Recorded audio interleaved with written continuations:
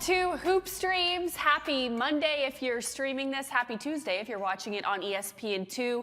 So many games, so many big storylines. I'm Vanessa Richardson. I'm so happy to have my guys, Vince Goodwill and Mark Spears, who have been California dreaming and working on First Take and Get Up and NBA Today and all the shows in between. Thanks for joining me this afternoon, guys. And hey, Sports Center, all of them. You know what? The Ocho. I didn't mention the Ocho. So my guys are booked and busy, booked and bougie for Mark Spears. That's the Vince Goodwill line.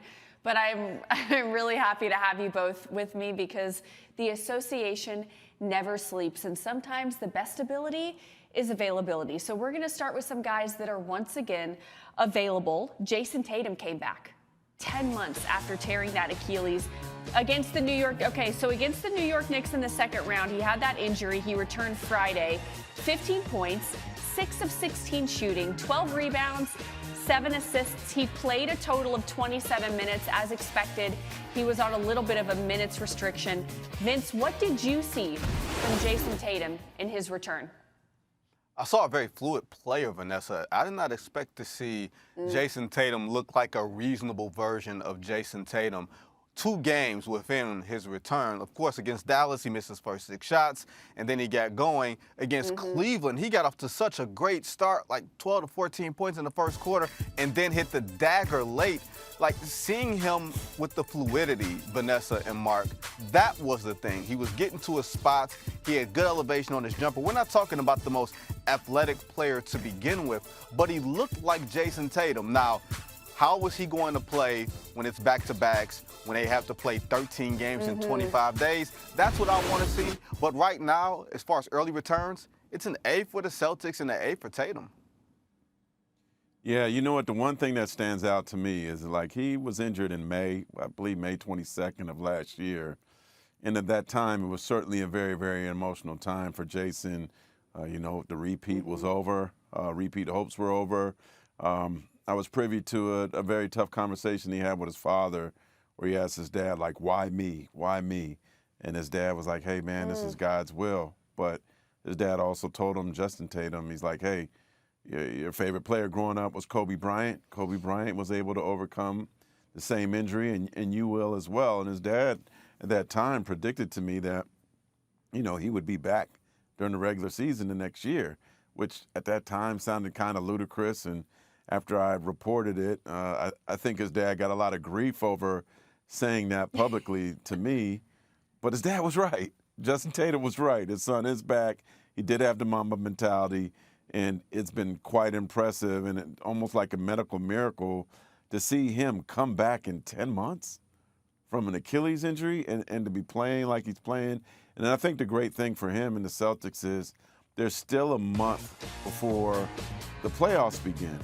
And then, so now it's his time to, you know, get the rust off. And the Celtics were already a well-oiled, great machine, so they don't need him to do everything right now. But by the time they get to the playoffs, where there won't be back-to-backs, and maybe there's 3 days off or 4 days off, 4 games in the first round, I think he'll make them the favorite in the East. Vince, I want to touch on something that Mark just said.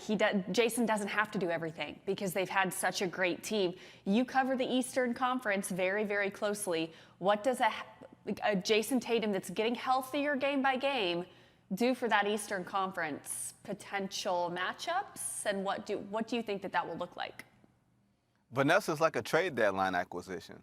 And when you look at the East and you look at all the teams, Cleveland added James Harden, and they added Dennis Schroeder. Like, you added impact players. New York added Jose Alvarado. Detroit added nobody. But I think when you look at Boston, they're a well-oiled machine. He fits into how they play, and he adds playoff experience. So if you're looking at 1 through 4, and this is the class of the Eastern Conference, you're talking about Boston, Detroit, New York, and Cleveland, it's all going to be predicated on matchups. It's all going to be predicated, maybe not necessarily on home court advantage, but on who's playing who at what time. We got to see a little bit of a taste of it Sunday with Boston jumping on Cleveland and surviving late.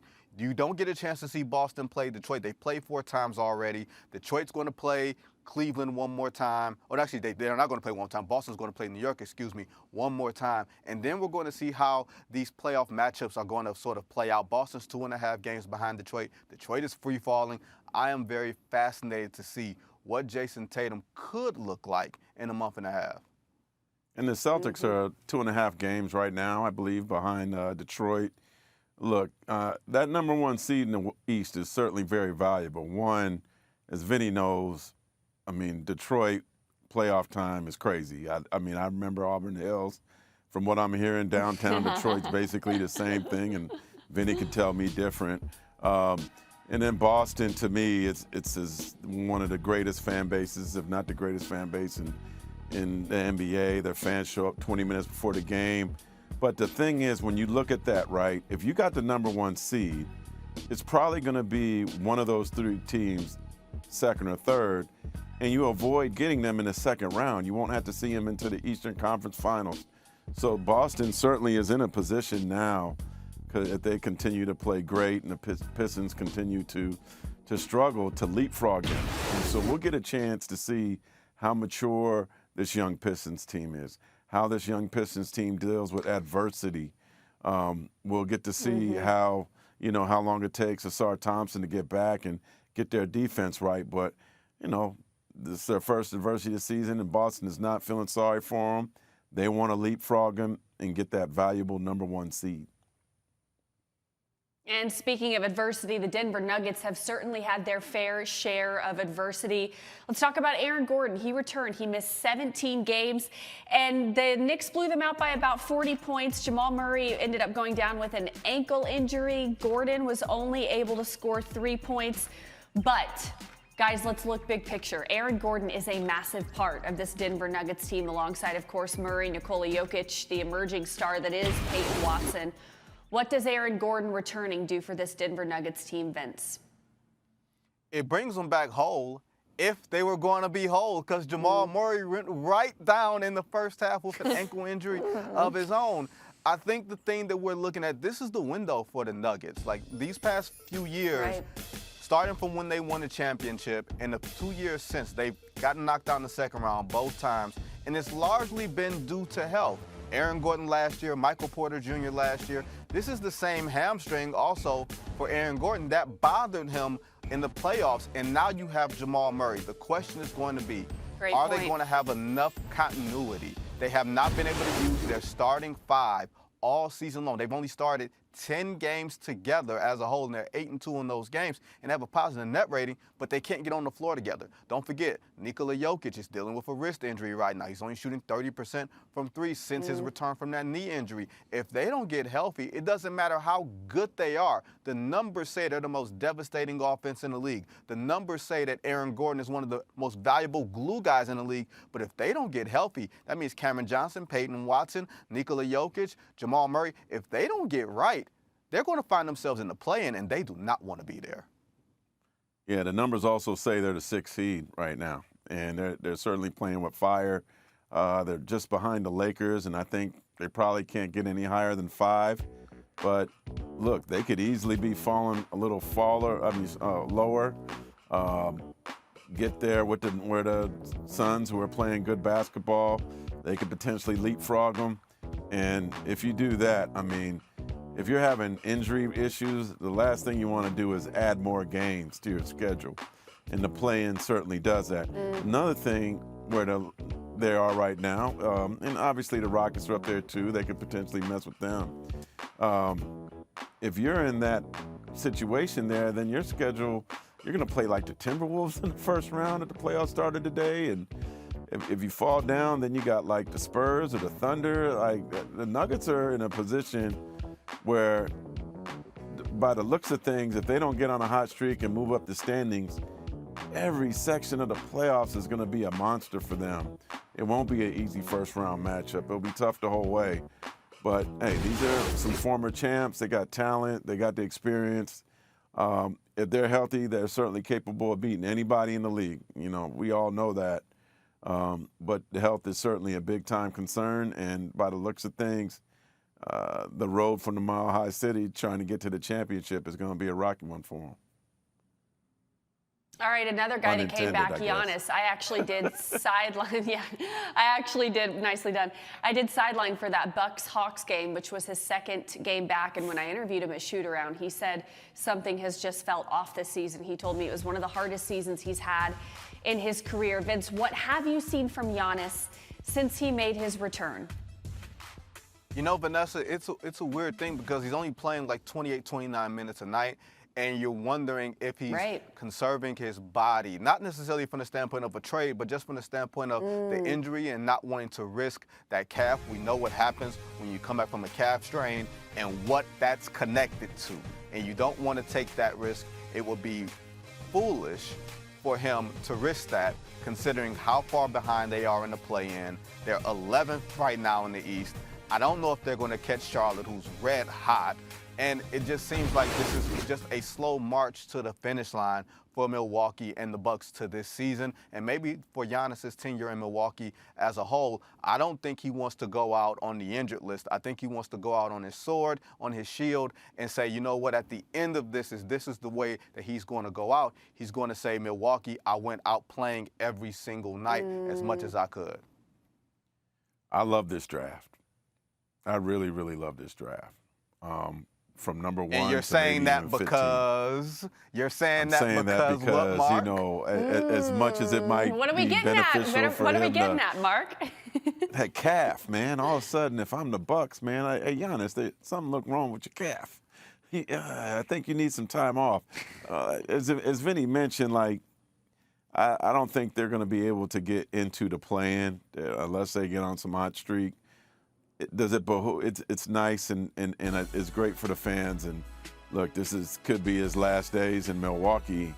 But right now, the way this draft is, I hate to say it, and fans probably hate to hear it, but it's not benefiting the Bucks for him to play. It's benefiting them for a struggle and wink, wink, losing. And because this draft is so good, Giannis might be able to get somebody next to him, especially if they have some luck, that could make him feel better about staying.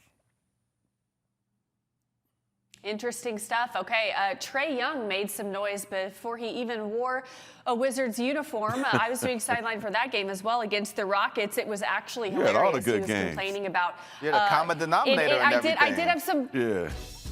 I did have some active games. I got to see some drama. When you have a chippy team like the Rockets and a young team like the Wizards, it's kind of just bound to happen, but it was so much fun. He did return last week, 12 points, 6 assists. He played 19 minutes. The Wizards are a lottery team, but guys, I really like this Wizards team. They are young, they are feisty. What does Trae Young's return do for this Wizards team, and what do you see for the Wizards for the rest of the year, Vince? I think it's a chance for Trae Young to hit the reset button. I think he needed a fresh start, and I think it's important for guys, even if you're not necessarily feeling your best, even if you're on a team that's going nowhere, I think it's important at the end of the season to get games under your belt, to start developing continuity with the guys, with your teammates. Hey, it's kind of weird watching Trae Young in number 3. Wasn't that Bradley Beal's number? They moved on from him real quick. It's like he didn't exist over there. I didn't mean to stop my point, but it's kind of a sticker shock to see that, right? But to the point, you got Anthony Davis there. We assume maybe he's going to play. They've got young players, and you can see in the Eastern Conference, if you hit on your draft picks, Detroit is a good example of that. San Antonio is a good example of that, even though Victor Wembanyama's an alien. But if you hit on your draft picks, you can make a turnaround sooner rather than later. If Trae Young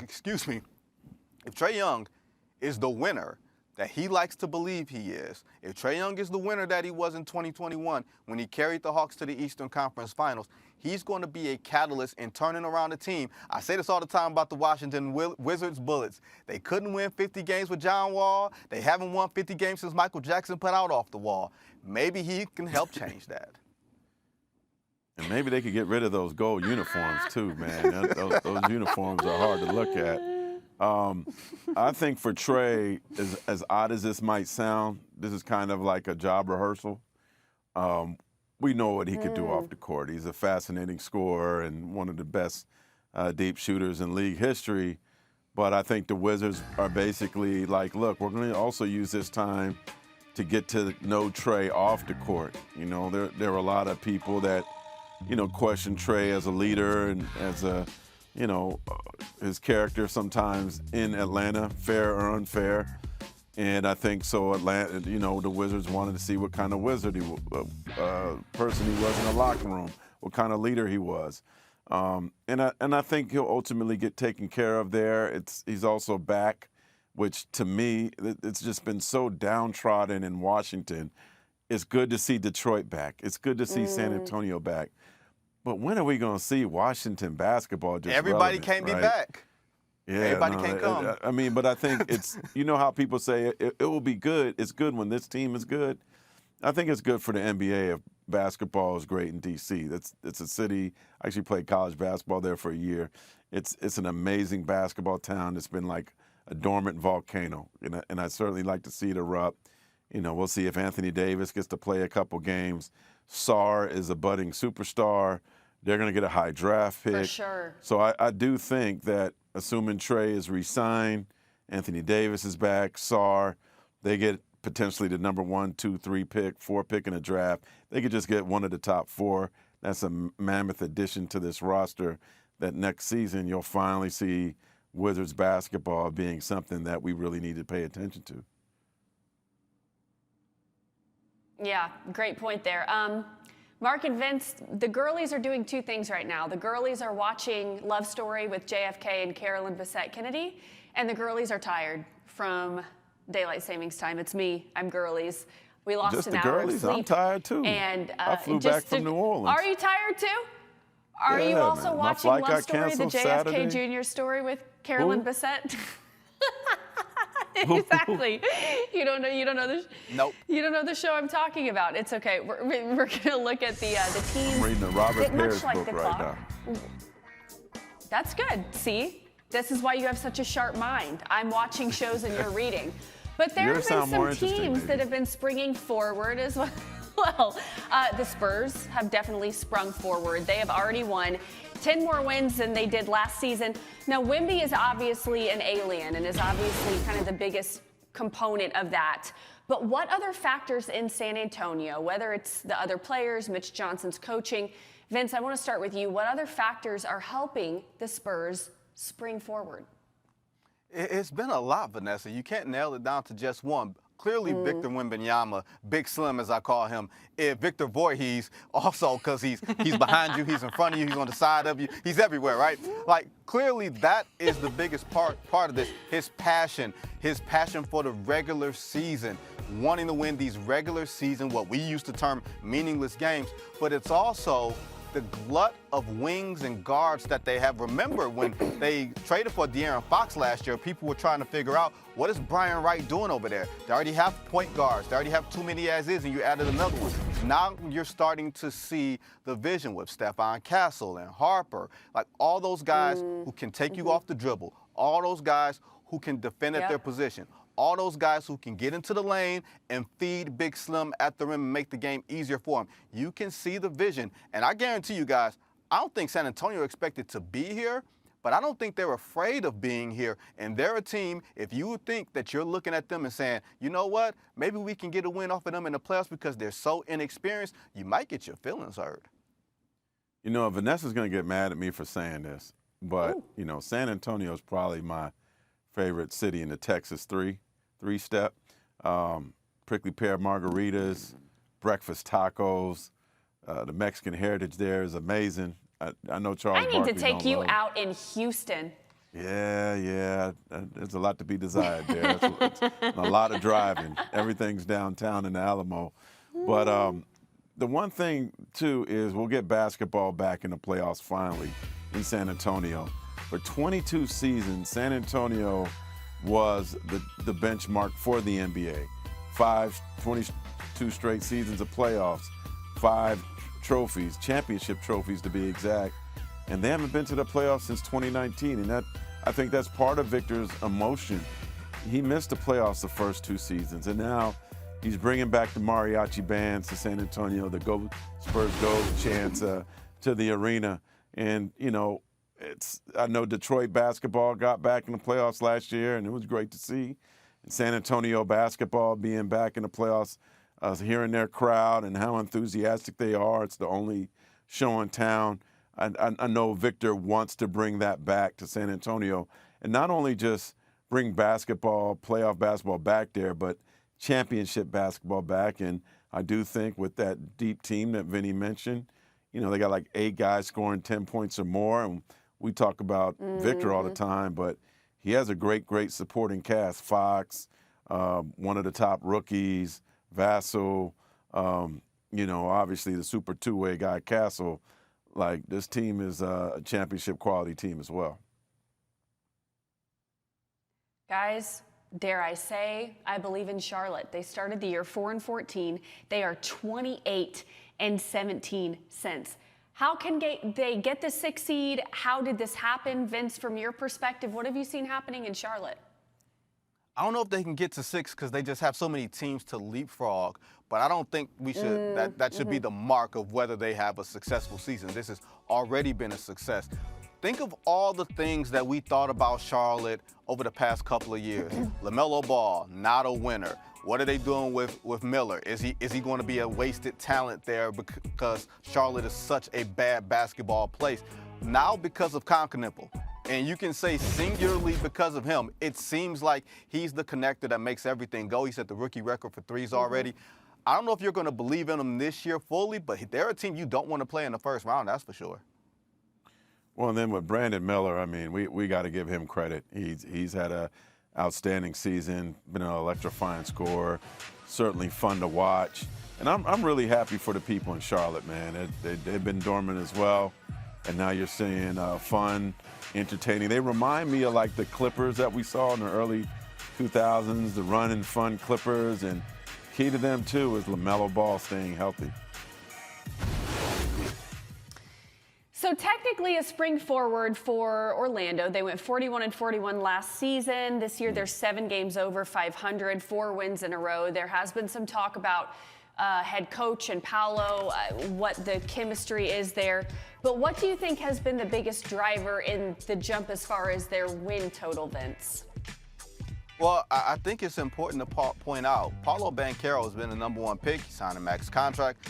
Mark has a great relationship with him. Ever since that loss to Detroit where Jamal Mosley called us players, Paolo Banchero called us coach, they've been winning since then. Sometimes that conflict is important and it can be healthy, and Banchero has taken it upon himself to be a catalyst for this team since then. He's been playing great since the All-Star break. Their offense has been spectacular in the last 4 games. You saw what they did to Minnesota on Saturday, a really good defense. They blew out the Bucks by almost 40 the other night. Like, this is a team that is playing well and peaking at precisely the right time. You know, Paolo didn't make the All-Star game for the 2nd year in a row after making it before then, and he's pointing the finger at himself for not making it. He's not blaming the coaches. He's not blaming Silver for making him a replacement, for not making him a replacement. He's blaming himself. And since the second half of the NBA season started after he vacationed in the Bahamas, he's been on an absolute tear. I mean, he's also shooting 50% from the field right now. He and Bane have been a great 1-2 punch. I think the 2nd-rated 1-2 punch in the league right now. The one thing they need is Franz Wagner to come back, and I'm not sure when he comes back in the regular season. I saw him in Orlando the other day. He's on the mend, but they do expect him back before the playoffs. And if they do have him back and the team is healthy, Suggs is healthy, the Magic will be a scary team to play in the first round. I believe so as well, Mark. And Bane was such a big-time acquisition, and what they've been able to do since All-Star break, starting with those games in L.A., has been incredible. I know you'll keep us updated on all things Magic and Paolo as well as around the league. Vince Goodwill will continue to keep us updated on Detroit basketball as well as everything else around the league. Guys, thank you so much for joining us. Yes, we only have so much time on Hoop Streams, but we will be back next week, and we'll see you guys then.